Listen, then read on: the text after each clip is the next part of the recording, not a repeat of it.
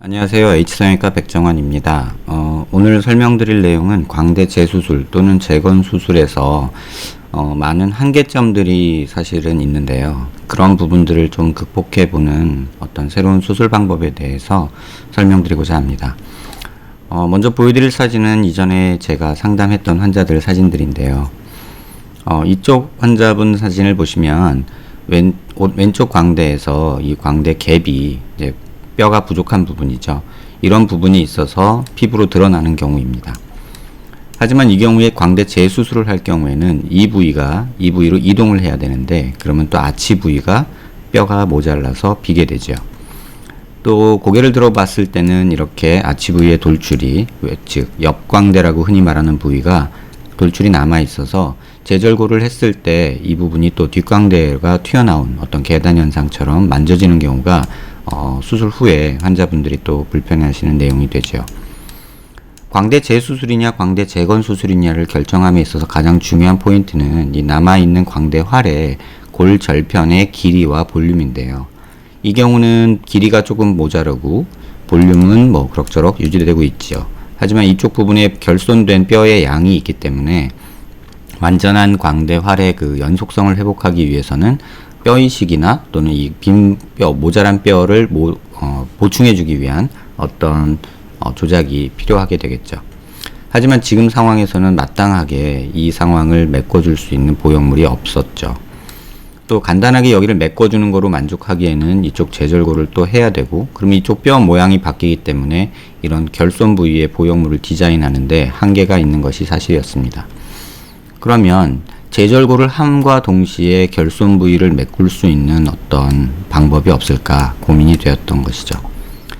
이 환자분 같은 경우는 광대뼈의 결손뿐만 아니라 변이가 있어서 이 골 절편이 분명히 아래쪽으로 변이가 있기 때문에 위쪽으로 상방 다시 이동을 해야 되고요.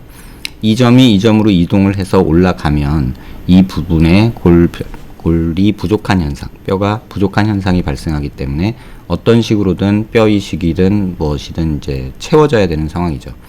대부분이 지금까지 광대 재수술 환자 케이스를 보면, 뭐 제가 했던 케이스뿐만 아니라 다른 선생님께서 하셨던 케이스들도 보면은 체부 쪽에서 연속성을 확보하기 위해서 두피를 열고 이쪽을 고정을 하고 뭐 밑에서 고정을 하고 이런 작업들을 하죠. 하지만 이 아치 부위의 뼈가 부족한 부분은 단순히 그냥 플레이트만 연결을 해놓고 비어있는 뼈 부분은 그냥 비워둔 채로 잘 됐다 이렇게 판단하는 경우가 많았죠. 하지만 이렇게 뼈가 비어있게 되면 플레이트 자체로 이 광대가 유지가 돼야 되는데 사실 그 부분이 조금은 아쉬움이 남는 부분이었죠. 반대쪽 보시면 약간의 이렇게 하방변이만 있는 경우에는 사실 이렇게 메꾸는 작업만으로도 어느 정도 개선을 얻을 수 있지만, 조금 남아있는 뼈를 이동시키거나 이랬을 때는 또 보형물 제작이 어려운 그런 문제가 발생을 하게 되죠. 그래서 결국 재건 수술 시 보형물을 사용할 때는 남아있는 뼈의 이동을 못한다는 단점이 있고요. 또 재수술을 할 때는 부족한 뼈의 양을 채워주지 못한다는 그런 단점이 같이 존재를 하게 되죠. 다른 환자 케이스를 좀 보시면요. 이 환자의 경우는 또 광대 재수술을 하면서 45도 광대를 더 줄이기 위해서 2단 절골을 하신, 다시 말해서 새로운 절골 라인을 만든 모습이죠. 환자분 제게 오신 이유는 이쪽 부위에 함몰 때문에 오셨는데요. 지금 아치도 겨우겨우 붙어는 있지만, 뼈는 다 뭐 어떻게든 붙어는 있지만, 이 함몰 부위를 교정하기 위해서는 사실은 간단하게 이쪽에 보형물을 삽입해 주는 게 조금 더 나은 수술이 될 수도 있습니다. 하지만 아치뼈가 조금 부족하기 때문에 이런 부분에 있어서는 좀 어려움이 있죠. 하지만 이렇게 연결이라도 되어 있으면 차라리 이렇게 부족한 볼륨만 메꾸는 간단한 보형물 삽입으로 조금 개선을 얻을 수는 있습니다. 하지만 이렇게 뒷광대가 튀어나온 부분을 해결하기 위해서 다시 여기를 갈아준다거나 재절골을 한다거나 하면 아치 부위의 연속성은 깨지게 되죠. 오른쪽 보시면 뼈가 거의 연결되지 않은 채로 체부와 아치가 완전히 분리가 되어 있고요. 이러한 뼈 골 절편을 저희가 이제 플로팅 본이라고 얘기를 하는데요. 그러니까 고정되지 못하고 떠 있는 뼈죠. 이런 경우에 계속해서 내비둘 경우에는 하방변이가 근육이 당기는 힘에 의해서 발생할 수 있고, 또 이거를 재수술을 한다고 해서 이 골편을 이 체부와 연결을 시키게 되면 아치 부위의 결손이 커지는 그런 단점이 존재하죠. 또 이 상황에서도 뒷광대가 또 많이 남아있기 때문에 튀어나온 모습을 해결하기가 좀 어려운 그런 단점이 존재를 합니다. 이 환자 같은 경우는 귓광대의 일종인데요. 체부 절골을 하지 않고 아치 부위 절골만 통해서 체부 45도 쪽은 갈아주기만 하는 작업을 하는 수술 방법인 듯 합니다. 아치 부위의 골이 원체안하게 골절이 일어나서 이렇게 하방 변이가 일어난 모습이고요. 이러한 경우에 재수술을 한다고 해서 이 뼈를 올려주고 이 체부와 고정을 시키게 되면 이쪽 뼈가 굉장히 얇기 때문에 고정이 제대로 이루어지지도 않거니와 힘을 받지 못합니다. 결국은 다시 추가적인 골절이 일어나서 뼈가 더 흡수되고 망가질 수가 있고요. 아치 부위는 그럭저럭 연결이 되어 있지만 이 경우에는 보형물만 이렇게 삽입해 준다 해서 이런 부분의 볼륨 회복은 되겠지만 어떤 광대의 안전성이나 뼈의 연속성 확보에는 좀 한계가 있는 것이 사실입니다. 반대쪽 같은 경우는 거의 연결이 없기 때문에 이쪽 뼈를 체부 쪽에 어떻게 연결을 할 수 있는 방법은 거의 없고요. 또 겉으로 드러날 때 이 부분이 함몰이 굉장히 크게 드러나게 되고 뒷광대 부분에 돌출도 있어서 계단 현상이 만져지게 되죠. 이러한 경우에 지금까지의 방법으로는 뼈 이식을 한다거나 재수술을 해서 어떻게 하겠지만 사실 만족스러운 결과나 뼈의 연속성이나 볼륨 회복에 좀 한계가 있었던 것이 사실입니다. 또 다른 예를 하나 보시면요. 이 부분 같은 경우는 체부에 뼈가 아예 없는 경우입니다. 이렇게 연속성이 많이 깨지고 또 교근에 당기는 힘에 의해서 뼈가 이렇게 떨어져 나가는 그런 모습도 보이고요. 귓광대 후에 많은 시간이 흐르면서 뼈 흡수가 이렇게 굉장히 많이 일어나서 아예 결손으로 남아있는 경우입니다. 반대쪽도 마찬가지로 결손이 굉장히 크고요. 또 남아있는 뼈의 양도 그렇게 많지 않아서 이 경우에는 어떤 식으로든 이 연속성을 회복하기 위해서는 굉장히 많은 뼈의 양이 필요하고 또 그거를 만들어주고 고정하기에는 남아있는 뼈가 끝단위의 끝단을 연결해야 되기 때문에 뼈 이식이 굉장히 많이 필요하다는 것을 알 수 있습니다. 하지만 또 이 남아있는 뼈를 최대한 보존해야 된다는 숙제가 있기 때문에 또 이 남아있는 뼈에 겨우 교근이 붙어있는 상황이기 때문에 이 뼈를 제거할 수도 없고요. 최대한 이거를 보존하면서 어떤 형태를 갖추는 보형물을 제작을 해야 되는데 자가골 이식으로는 이런 방법이 거의 불가능에 가깝다고 할 수 있죠. 이제 또 다른 예인데요. 광대 재수술할 때 뼈 이식을 한 경우입니다. 자세히 보시면 이렇게 조그만한 뼈 조각이 있는데요. 이 작은 뼈를 이 두정부에서 이렇게 큰 뼈를 잘라서 이렇게 작은 뼈 이식을 했는데요. 사실 보면은 작은 뼈 이식 양보다 고정을 위해 삽입된 금속의 양이 굉장히 많은 것을 볼 수 있습니다. 조금 다른 음영으로 확대해서 보면요. 지금 플레이트도 보이고 와이어도 보이는데요. 또 게다가 이 플레이트는 지금 부러진 모습도 관찰이 됩니다. 와이어도 하나, 둘, 셋, 넷, 다섯, 6개 정도가 있고요. 플레이트는 2개가 사용됐고 스크류는 하나, 둘, 셋, 넷, 다여 7개가 사용이 됐습니다.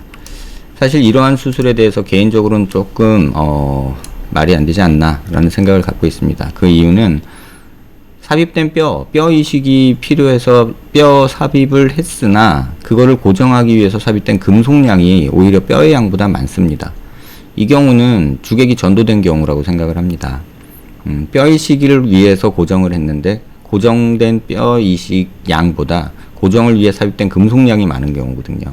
대부분의 뼈 이식이 이런 형태로 이루어지기 때문에 조금 성형외과적인 전통적인 그 원칙인 이물질 사용을 최소화한다는 어떤 명제에도 좀 부합하지 않는 수술이 아닌가 합니다. 반면에 반대쪽은 이렇게 와이어 고정을 통해서 뼈가 잘 고정이 되어 있기 때문에 합당한 수술이라고 보여지지만 버트리스라고 불리는 이 체부 하부의 이 결손은 남아있는 뼈로 메꾸지 못하고 또 그 어디서 뼈를 채취한다 해서 이 자유곡선 3차원 구조를 뼈 이식을 통해서는 만들 수 없다는 것을 알 수 있습니다. 사실 이제 오늘 설명드릴 내용의 이제 가장 중요한 부분인데요. 이러한 고민을 바탕으로 최근 내원한 한 환자분을 통해서 제가 조금은 새로운 방식의 수술을 시도해 보았습니다. 환자분 광대 우측은 큰 무리 없이 이렇게 연속성이 잘 회복이 돼 있고요. 또 아치 절골 부위도 골조합이 잘 돼 있고 뒷광대도 남아 있지 않습니다. 다만 조금 아쉬운 것은 체부에 약간의 결손이 있지만 이 정도 결손은 큰 문제도 없고 환자분이 느끼지도 못하는 결손이기 때문에 추가적인 수술이 필요하다고 생각되지는 않습니다. 다만 반대쪽의 경우는 결손량이 조금은 크고 피부가 얇은 경우에 이 부분은 함몰로 나타날 수 있고, 또 더 중요한 거는 환자분 자신은 이쪽에 옆광대가 조금 더 들어가기를 희망하고 있었습니다. 그러니까 옆광대가 조금 더 들어가야 된다면 여기 제절골이 일어나서 이 뼈가 이동을 해야 되고요. 이 뼈가 이동을 하게 되면은 이쪽에 다시 고정이 이루어져야 되고 이쪽에도 고정이 이루어져야 됩니다. 그럼에도 불구하고 이 광대 갭은 그대로 있게 되죠. 이 골결손 부위를 메꾸면서 이 뼈를 이동시키면서 뒷광대도 남기지 않는 그러한 수술 방법을 좀 고민해 보게 되었습니다. 그 과정을 간단하게 설명드리면, 환자분의 뼈를 3D 시뮬레이션을 통해서 이렇게 만들어 봤는데요. 이제 환자분 뼈 모양이고요. 이 뼈를 조금씩 재단을 해서 환자분의 광대가 이렇게 없는 상태로 이제 만들어 놓았습니다. 애시당초 있었던 광대활의 모습이 이런 모습이라면 지금 광대활을 제거하고 이런 모습으로 남겨놓고 그 다음에 수술을 진행을 하는데요. 이 부분에서도 그냥 이대로 두는 것이 아니라 광대활이 어느 정도 움직일 것을 예상을 해서 미리 제가 작업을 좀 해놨는데요.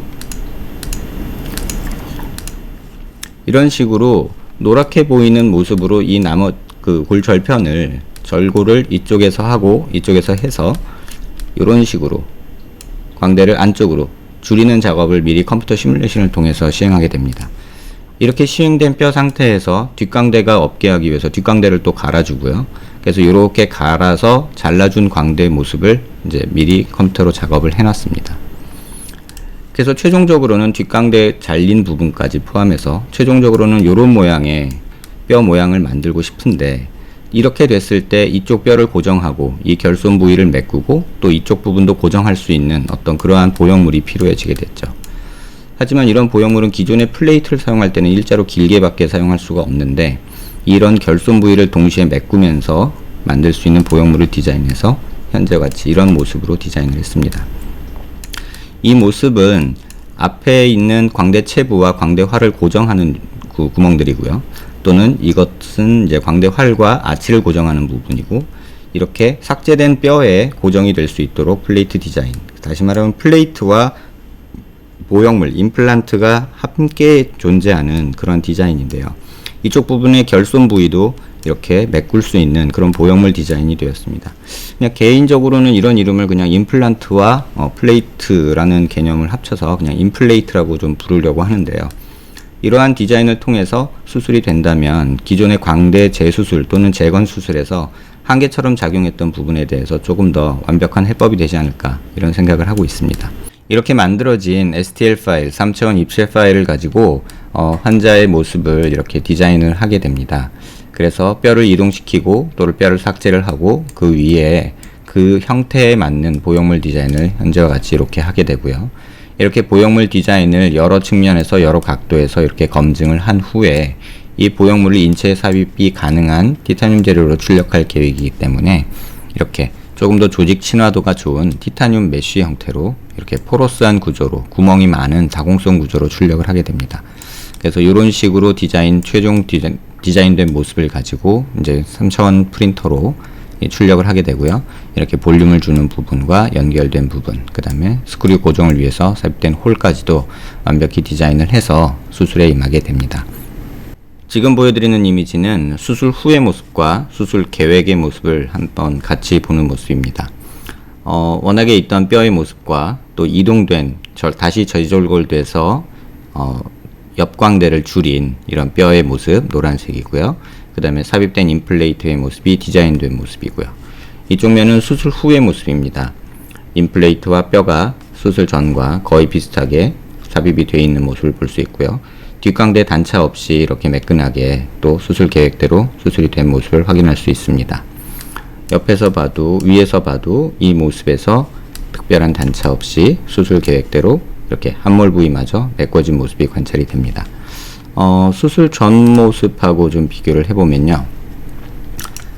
수술 전에 이렇게 옆광대가 조금 더 튀어나와 있던 모습이 수술 후에 옆광대 없이 이렇게 매끈해진 모습이고요.